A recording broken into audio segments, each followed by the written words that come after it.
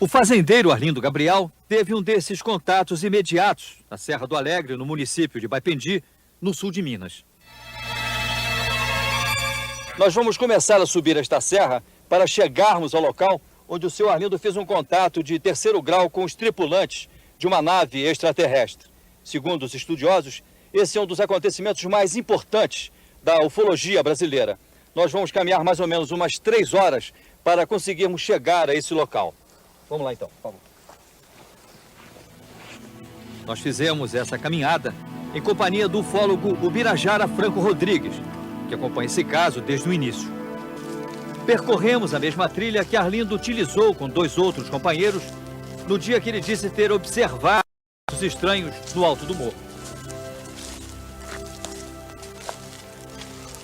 Foi aqui, depois de caminhar quase durante 2 horas, que o seu Arlindo se separou dos outros 2 companheiros com os quais veio caçar no alto da serra. Cada um seguiu por um caminho.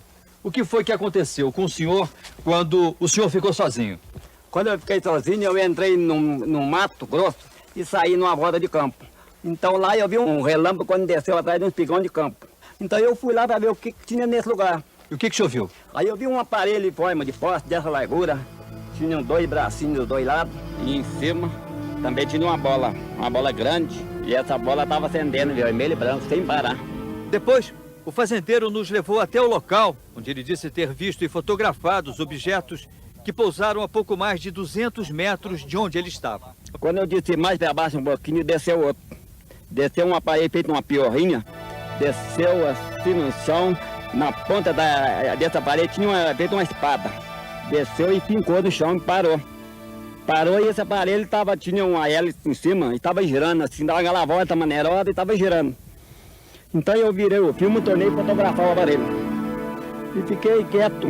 De repente aquele fez assim, deu um sopro, transformou uma fumaça bem alvinha, branca, ficou parada a fumaça. Então eu fotografei a fumaça também.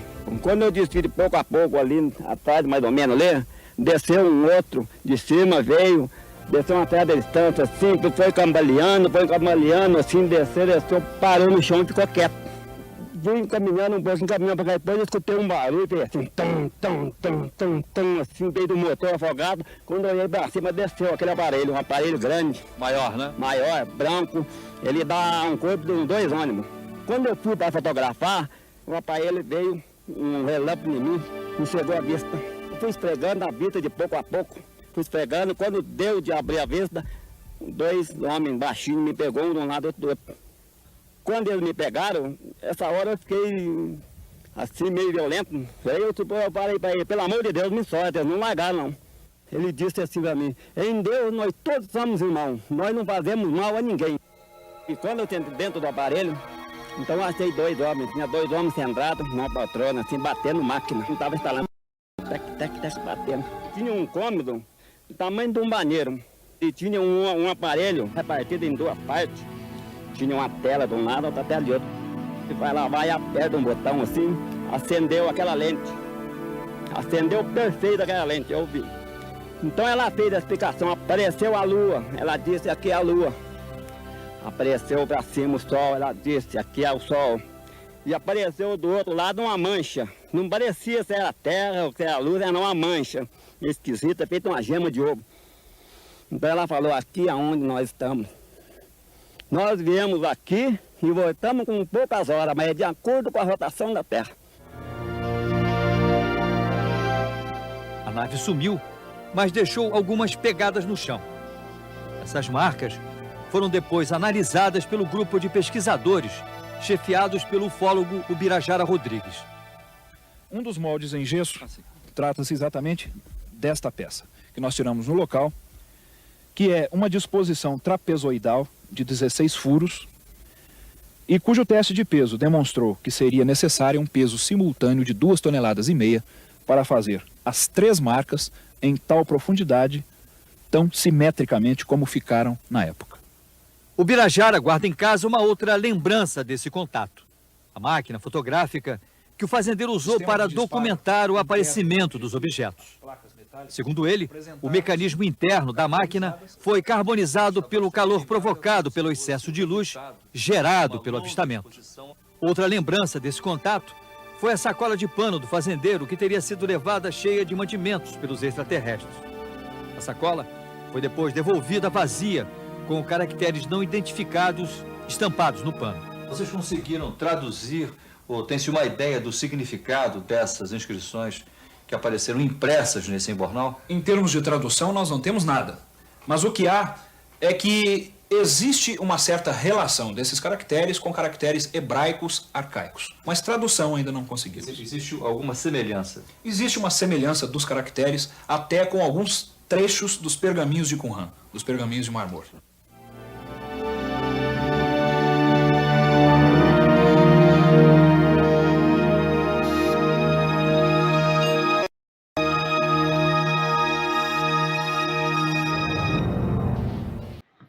Foi 16 de maio, né? 16 de maio de 79. Aí eu fui pra lá, arrumei um companheiro, um irmão dela e um outro rapaz. O senhor tava caçando, né? Eu tava caçando. Nessa época não era proibido caçar, nem nada, então eu gostava de ir na serra, mas divertir. Como é que chama essa serra? Jacu, essas coisas. Divertir à toa, então para passar tempo. Eu pegando lá na serra, lá no Alega, ali em cima, já chama Pedra do Alega. Aí eu falei pros colegas, ó, você entra aqui, eu vou entrar no meio e vou sair lá naquele campo. Que horas era isso? 10 horas e meia. 10 e meia do dia. Ah, foi de dia. Foi de dia, De 10 manhã? do dia. Se fosse de noite, a gente não confirmava nada de noite, mas foi de dia. Aí eu entrei no mato, fui embora. Saí num campo. Quando eu saí no campo, eu vi que desceu perto de um relâmpago, um raio, desceu assim para lá. Um relâmpago desceu atrás do espigão do campo. E eu pensei comigo, não está formando chuva, não está chovendo, não está nuviado, a nuvem é muito pouquinha. Aí eu deu na cabeça de ir lá ver. Aí eu fui no campo do tipo, quando eu cheguei embaixo assim, aí eu avistei na baixada, um pigão assim, eu avistei lá na baixada um negócio dessa altura, de forma de cruz, tinha uma bola assim em cima, dava no chão acendendo vermelho e branco. Vermelho e branco, apagando e acendendo. Fiquei admirado com aquilo. Aí eu tinha levado uma Kodak, a Kodak é minha fraca, não prestava. Eu levei a Kodak, já estava com o filme. Aí eu peguei, levei para ele fotografar, fotografei ela. Acabei de fotografar. O senhor tirou uma foto só? Tirei uma foto, uma só. Estava longe. Aí tirei uma foto. Aí atravessei assim. Aí veio outro assim, veio descendo, bateu no chão. Eu vi que tinha uma ponta feita uma espada. Igualzinho uma piorrinha, uma hélice assim em cima. Estava girando um pouquinho, bateu no chão. Ficou. Eu tornei virar o filme, tornei fotografar essa hora. E de repente, aquele barulho, como coisa que um foguete saiu. Aquele barulhão assim, formou uma bucha de fumaça branca. Aquela tochada assim no chão, ficou paradinha. Não saiu não. Eu fiquei impressionante com aquilo, tornei fotografar. Mas os outros dois estavam lá também. Os outros dois não estavam. Talvez os outros dois nós marquemos o lugar para encontrar. Mas do outro lado eu não vi, porque eu vi só a frente. E tinha um negocinho que feito a espada, pontudinho em cima dele. Pontudo assim pra cima. Mas branco que uma neve. Branquinho. Tá uma distância de um... Nós vendíamos lá no Decotava. Nessa hora o senhor já tinha tirado umas 3 fotos já? Já tinha tirado de 3. Aí quando eu fui para tirar essa, aí parei. Aquele aparelho desceu, aí eu virei. Quando eu virei a foto que eu fui para localizar, ele jogou um raio de mim, um relâmpago. Chegou eu na hora. Não cheguei mais nada. Mas não vi mais nada. Aí ardeu o olho. Aí não lembra de mais nada? Oi? Não, o senhor não lembrava de mais nada? Não, nessa- eu lembrava, mas não vi. Não A minha via. vista não enxergava. Aí eu cocei. Aí a vista voltou. Voltou, estava enxergando, aí quando eu vi dois homens baixinhos, vestidos de macacão, tudo, e uma lente aqui, e um capacete, e um caninho nas costas, pegava num tamborzinho, fazia a volta, colocado não é da cabeça, de lá em cima. Pegava naquele tamborzinho, fazia a volta, colocado aqui na cabeça. Aí veio e me pegou. Me pegou essa hora e eu falei, larga de mim. Eles não largaram não. Uma coisa esquisita, um de um lado do outro. Eu estava armado, estava com espingarda e revólver. Não lembrei da hora, nada. Eu fiquei meio esquisito essa hora. Aí eu falei, larga de mim. Puxei a mão não saiu não. Pegou um em cada braço. Aí eu pedi, pelo amor de Deus, me larga. Aí falou, em Deus nós todos irmãos. Nós todos somos irmãos, nós não fazemos mal a ninguém. Queremos apenas uma informação. Que bacana isso. Ele hein? falou para mim essa hora, eu ouvi a voz dele que falou comigo. Aí levou eu. Levou quando eu cheguei perto do aparelho, tinha uma escada de 4 degraus, de baixo e cima. Uma escadinha da largura debaixo do aparelho. Aí ele foi na frente, pegou na minha mão, eu subi. Quando eu subi, que entrei dentro do aparelho, acabou o mundo para mim. Não lembra de mais nada. Nada aqui na terra, não lembrei de mais nada, esqueci de tudo. Eu estava com um sentido, parece que estava no outro mundo. Faz uma base uma pessoa, se morrer, o espírito sai e vai estar no outro mundo. E aqui acaba tudo, esqueceu tudo. Mas o né? senhor lembra como era dentro da nave? O senhor lembra? Lembro tudo certinho. Aí, quando eu entrei dentro assim, acabou. Aí tinha mais 2 homens. São 3, 4, 6, 5 homens e uma mulher. Tinha mais 3 lá. Estava lá sentado numa poltrona, batendo umas coisas, batendo uma máquina, uma coisada. Tinha alavanca, aquela lâmpada assim por roda, acendendo em vermelho, branco, amarelo, nada de cor em roda. É igualzinho um buchão de gás. Esses que estavam dentro da nave, eles eram baixinhos também ou eles eram do nosso tamanho? Mesmo jeitinho, tava com o mesmo vestiário. Mas deu para o senhor perceber que tinha uma mulher. Aí a mulher foi assim. Aí chegaram lá, eles resmungaram com o outro, mas eu não entendia nada. Um barulho um com o outro, falavam com o outro, mas eu não entendia o que eles falavam. Entre eles, não. Entre eles, não.